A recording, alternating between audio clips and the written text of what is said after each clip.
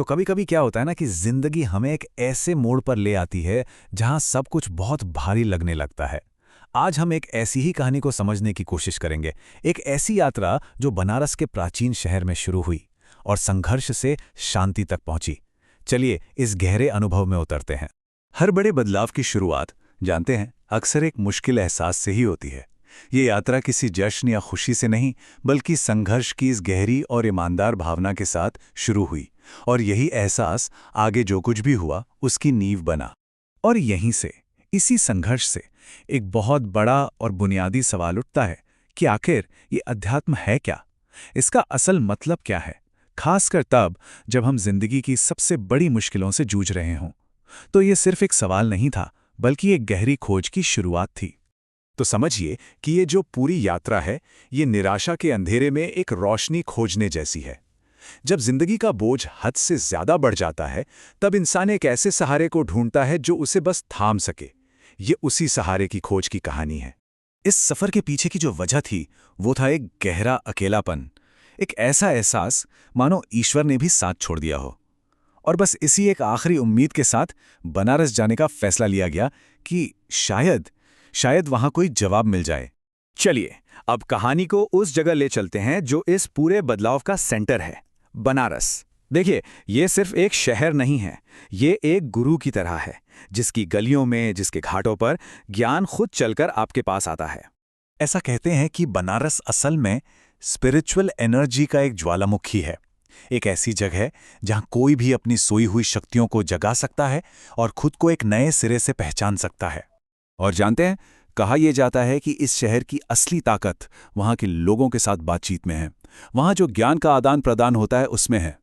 बनारस विद्वानों का गढ़ है, जहां बस कुछ बातें भी आपको अंदर तक बदल सकती हैं। और फिर घाट पर कुछ ऐसा होता है जो पूरी कहानी का रुख बदल देता है। एक साधु, एक बाबा से अचानक मुलाकात होती है। एक ऐसी मुलाकात जो मानो पहले से ही तय थी। और उन बाबा ने 3 बहुत ही गहरी बातें बताईं। पहली, अपने मन को संभालो, क्योंकि असली लड़ाई बाहर नहीं, अंदर है। दूसरी, अपनी साधना यानी अपनी आध्यात्मिक प्रैक्टिस को और मजबूत करो। और तीसरी, मुश्किलों को स्वीकार करो, क्योंकि वो जीवन का हिस्सा है। ये दुनिया को बदलने के बारे में नहीं था, ये खुद को बदलने के बारे में था। एक बात यहां समझनी बहुत जरूरी है, ये मुलाकात सिर्फ बातों की नहीं थी, ये असल में एक पावरफुल एनर्जी एक्सचेंज था।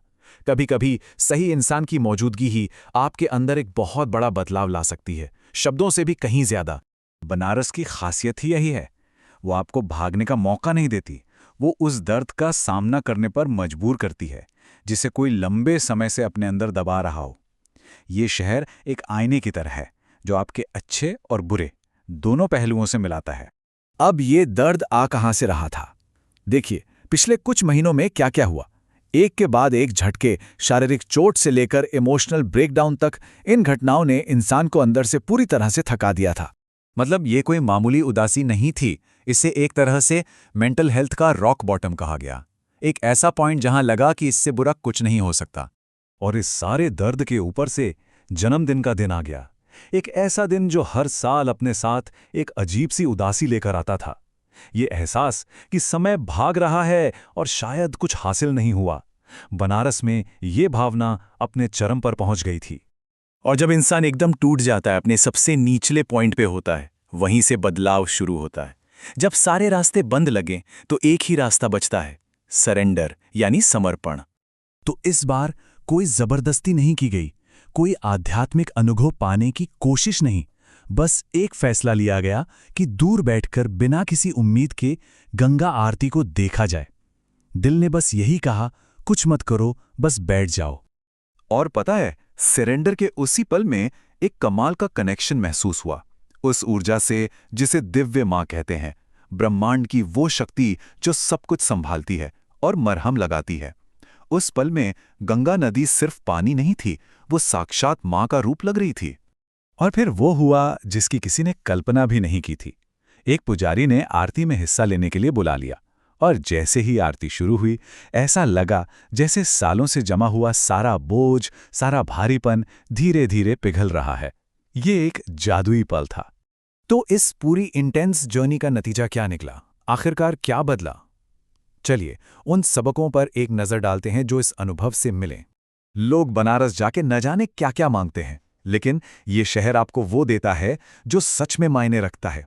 ये आपको ठहराव देता है, विनम्रता सिखाता है और बदलाव को स्वीकार करने की हिम्मत देता है। वो चीजें जो आपको हमेशा के लिए बदल सकती हैं।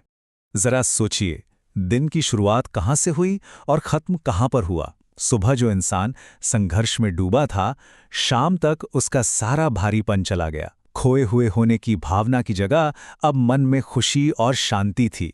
ये एक अविश्वसनीय बदलाव था। तो बात यह है कि जिस शांति को ढूंढने के लिए ये सफ़र शुरू हुआ था, वो आखिर में मिल ही गई। जो यात्रा गहरे अंधेरे और निराशा में शुरू हुई थी, उसका अंत एक उत्सव और आनंद के साथ हुआ। तो ये पूरा अनुभव हमें एक बहुत गहरे सवाल पर लाकर छोड़ देता है कि बदलाव के लिए किसी का बनारस कहाँ है। वो जगह सिर्फ एक शहर नहीं हो सकता, वो कोई भी यात्रा हो सकती है, बाहरी या भीतरी, जो किसी को अपने अंधेरे का सामना करने और फिर शांति पाने में मदद करे।